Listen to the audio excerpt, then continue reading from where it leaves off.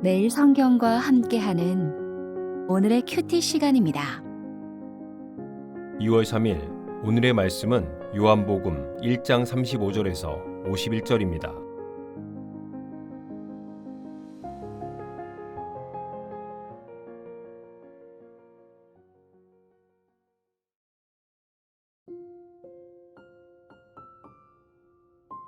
또 이튿날 요한이 자기 제자 중 두 사람과 함께 섰다가 예수께서 거니심을 보고 말하되 보라 하나님의 어린 양이로다. 두 제자가 그의 말을 듣고 예수를 따르거늘 예수께서 돌이켜 그 따르는 것을 보시고 물어 이르시되 무엇을 구하느냐 이르되 랍비여 어디 계시오니까 하니 랍비는 번역하면 선생이라. 예수께서 이르시되 와서 보라. 그러므로 그들이 가서 계신 데를 보고 그날 함께 거하니 때가 10시쯤 되었더라. 요한의 말을 듣고 예수를 따르는 두 사람 중에 하나는 시몬 베드로의 형제 안드레라. 그가 먼저 자기의 형제 시몬을 찾아 말하되 우리가 메시아를 만났다 하고 메시아는 번역하면 그리스도라. 데리고 예수께로 오니 예수께서 보시고 이르시되 내가 요한의 아들 시몬이니 장차 게바라 하리라 하시니라. 게바는 번역하면 베드로라. 이튿날 예수께서 갈릴리로 나가려 하시다가 빌립을 만나 이르시되 나를 따르라 하시니 빌립은 안드레와 베드로와 한 동네 벳세다 사람이라. 빌립이 나다나엘을 찾아 이르되 모세가 율법에 기록하였고 여러 선지자가 기록한 그 일을 우리가 만났으니 요셉의 아들 나사렛 예수니라. 나다나엘이 이르되 나사렛에서 무슨 선한 것이 날 수 있느냐. 빌립이 이르되 와서 보라 하니라. 예수께서 나다나엘이 자기에게 오는 것을 보시고 그를 가리켜 이르시되 보라 이는 참으로 이스라엘 사람이라. 그 속에 간사한 것이 없도다. 나다나엘이 이르되 어떻게 나를 아시나이까? 예수께서 대답하여 이르시되 빌립이 너를 부르기 전에 내가 무화과 나무 아래에 있을 때에 보았노라. 나다나엘이 대답하되 랍비여 당신은 하나님의 아들이시오 당신은 이스라엘의 임금이로소이다. 예수께서 대답하여 이르시되 내가 너를 무화과 나무 아래에서 보았다 함으로 믿느냐? 이보다 더 큰 일을 보리라. 또 이르시되 진실로 진실로 너희에게 이르노니 하늘이 열리고 하나님의 사자들이 인자 위에 오르락 내리락 하는 것을 보리라 하시니라.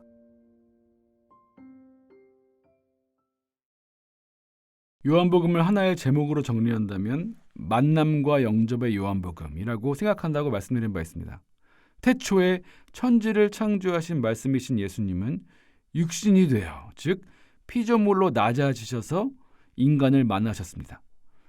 어둠이 사는 길은 빛에 비추이는 것, 즉 빛을 만나는 것뿐입니다. 어둠에 사무친 사람들은 빛의 존재 자체도 인식하지 못했지만 기필코 그 빛은 어둠 가운데로 침투해 들어옵니다.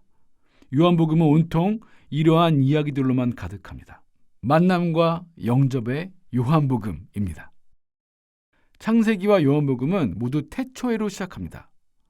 창세기에서 저녁이 되고 아침이 되니 라는 표현으로 하루 또 하루가 지나며 창조가 거듭된다면 요한복음에서는 이튿날이라는 표현으로 창세기와 동일한 창조의 역사가 이루어지고 있음을 암시합니다. 창세기에서는 저녁이 되고 아침이 될 때마다 창조 세계가 하나씩 생겨납니다. 요한복음에서는 이튿날이 될 때마다 어둠에 빠졌던 창조 세계가 하나씩 또 하나씩 빛으로 나아옵니다. 만나고 영접합니다.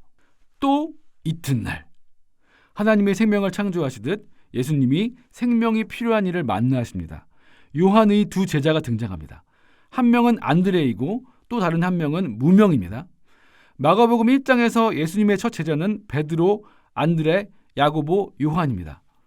요한복음에서는 베드로가 차후에 등장하므로 이 무명의 제자는 요한일 가능성이 많습니다. 물론 요한복음 다른 부분에서 요한은 자신을 사랑하시는 제자라고 표현하는데 여기에서는 왜 무명으로 두었는지 알 수는 없습니다. 아무튼 예수님이 이 두 제자를 만나십니다. 그런데 누가 이 만남을 주도한 것입니까? 저는 지금 매일 성경 3, 4호로 작업 중인데요.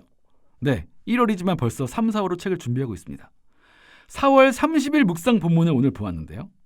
야곱이 하나님과 씨름을 하는 내용입니다. 그런데 이 씨름은 어떻게 시작되었습니까? 창세기 32장 24절 야곱은 홀로 남았더니 어떤 사람이 날이 새도록 야곱과 씨름하다가 주어는 어떤 사람이입니다. 야곱이 먼저 씨름을 시작한 게 아닌 것 같습니다. 어떤 사람이 먼저 야곱과 씨름을 하다가 라고 되어 있습니다. 야곱을 움켜잡으시고 야곱과의 만남을 시작하시고 주도하신 분은 하나님이셨습니다. 마찬가지입니다. 36절 예수께서 건의심을 보고 예수님이 건의셨습니다. 그들 앞으로 가셨습니다. 그들을 만나고 싶어 하셨고 그들 앞에 보이셨고 그들이 따르자 무엇을 구하느냐 물으셨습니다. 예수님은 항상 이런 식입니다. 내가 만난 것 같지만 사실 만나신 것입니다. 예수님이 나를 만나신 것입니다. 나를 만나시려고 내 주변을 맴도신 것입니다. 금요일 본문인 니고데모 이야기에서 니고데모가 밤에 예수님을 찾아간 것 같지만 그 밤까지 예수님이 니고데모를 기다리셨다는 인상을 지울 수 없습니다. 다음 주 월요일 본문은요. 사마리아 여인 이야기인데요. 어떻습니까? 예수님은 굳이 그 사마리아로 가시고 굳이 아무도 없는 그 시간에 우물가에서 여인을 기어코 만나십니다. 오늘 본문에서도 빛이신 예수님은 어둠에 깊이 잠겨있는 한 사람 한 사람을 너무도 만나고 싶어 하셨습니다. 42절 네가 요한의 아들 시몬이니 시몬의 이름을 알고 계셨습니다. 그의 이름을 베드로로 바꿀 만남을 기다리고 계셨습니다. 43절 이튿날 예수께서 갈릴리로 나가려 하시다가 빌립을 만나 이르시되 나를 따르라 하시니 갈릴리로 나가려 하시다가 빌립에게로 가셔서 빌립을 만나셨습니다. 만남의 주도권을 쥐고 갈릴리가 아닌 빌립을 목적지로 틀어 빌립을 만나셨습니다. 48절 빌립이 너를 부르기 전에 네가 무화과 나무 아래에 있을 때에 보았노라. 무화과 나무는 보통 율법을 연구하는 자리였습니다. 나다나엘은 무화과 나무 아래서 말씀을 묵상하고 있었을 것입니다. 그런 나다나엘을 예수님은 오랫동안 주목하고 계셨습니다. 창세기에서 하나님은 빛이 있으라, 궁창이 있으라, 물이 모이고 묻이 드러나라는 식의 명령으로 세상을 창조하셨습니다. 예수님은 와서 보라고 명령하시며 재창조하시고 회복하십니다. 만남과 영접의 요한복음, 예수님이 주도하신 만남, 와서 보라는 명령에 우리는 영접으로 반응해야 합니다. 오늘도 예수님은 우리의 일상 곳곳에서 맴돌기도 하시고 우리를 붙잡고 씨름을 걸기도 하시고 우리의 이름을 애타게 부르기도 하시고 우리를 바라보고 또 바라보시며 기다리고 계실 것입니다. 그 예수님을 우리가 바라보는 순간 만남이 성립되고 나에게 오지 않겠니? 내 안에 거하지 않겠니? 포도나무와 가지처럼 나와 꼭 붙어 있지 않겠니? 라는 영접의 초청 앞에 우리는 서게 됩니다. 어렵지 않습니다. 그분이 주도하신 만남에 항복하고 그분의 품에 안기어 내 짐을 내려놓고 하나님의 사자가 오르락 내리락 하는 것을 그저 보면 됩니다. 야곱의 사다리 이야기죠. 가장 어리석고 비참한 존재였던 야곱인데 알고 보니 그 야곱의 위에 하늘까지 닿는 사다리가 있었고 야곱을 도우라는 하늘의 명령을 받은 천사들이 하늘과 땅을 바삐 오가며 야곱을 챙겨주고 있었습니다. 여러분, 바로 지금 예수님을 영접하시고 내 앞에 주어진 수많은 문제와 고민과 아픔들을 홀가분히 하늘에 맡기는 체험을 하시기를 축복합니다. 나다나엘이 이르되 나사렛에서 무슨 선한 것이 날 수 있느냐? 빌립이 이르되 와서 보라. 와서 보라. 와서 보라는 예수님의 음성을 들은 이들은 그 음성을 전달합니다. 우리는 와서 보라고 내 삶에 누군가를 초청할 수 있습니까? 예수님으로 가득한 내 삶을 어둠으로 갑갑한 이들에게 휴식처이자 피난처로 제공할 수 있습니까?